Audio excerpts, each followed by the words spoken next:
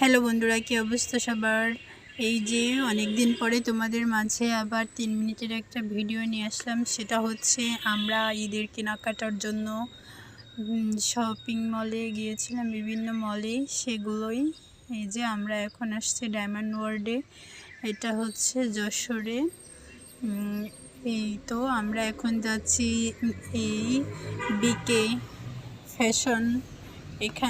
এখানে হচ্ছে এই যে অনলাইনে কাপড় বিক্রি করে যে বিকে লিটন ভাই আছে, ওনার শোরুমে। ওখান থেকে আমরা কেনাকাটা করে চলে আসলাম এই বড় বাজারের এখান থেকে আমার কিছু জিনিস নেওয়ার ছিল।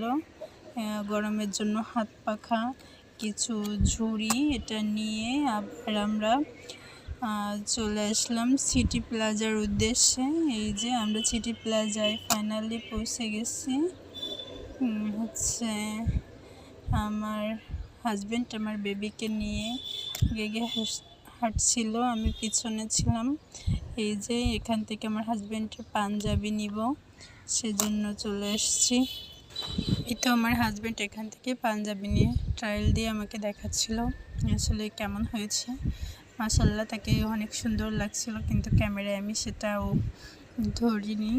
এই তো এখান থেকে আমাদের পাঞ্জাবি নেওয়া শেষ। আমি এই সাইড থেকে একটা ব্যাগ নিব, সেজন্য আমরা এই সাইডে চলে আসলাম। আমাদের ব্যাগটা দেখার পরে আমরা এদিক থেকে ঘুরে ঘুরে পরে চলে যাব। সামনে একটা গাছ আছে, সেই গাছের নিচে আমরা কিছু পিকচার তুলব, সেজন্য যাচ্ছিলাম। এই যে এখানে যেতে যেতে কিছু বাবু খুব দুষ্টামি করছিল। বাবুটা একটা সময় পড়ে ব্যথাও পাইছে। এই যে আমরা ফাইনালি সেই গাছের কাছে চলে আসছি। এখানে আমার বেবিটাকেও একটু বসিয়ে দেব কিছু ছবি তোলার জন্য। এই যে এখানে আমার বেবিকে ফাইনালি বসিয়ে দিয়েছি। সে কত মজা করছে দেখুন। সে কী করবে ভাবতেই পারছিল না, সে আমাকে ডাকছিল, তবে তার ভাষায় ডাকছিলাম এদিকে আসো। ওখানে বাচ্চারা অনেক মজা করছিল, সেগুলো খুবই মনোমুগ্ধকর অবস্থায় দেখছিল। এই যে গাছটার লুকটা কিন্তু মাশাআল্লাহ দারুণ ছিল।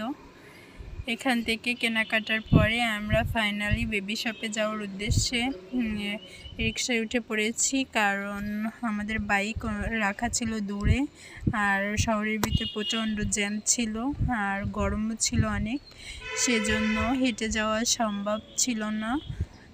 আবার সঙ্গে আমার ছোট বেবিও ছিল। এই যে আমরা বেবি শপের সামনে চলে আসছি। এখান থেকে কেনাকাটার পর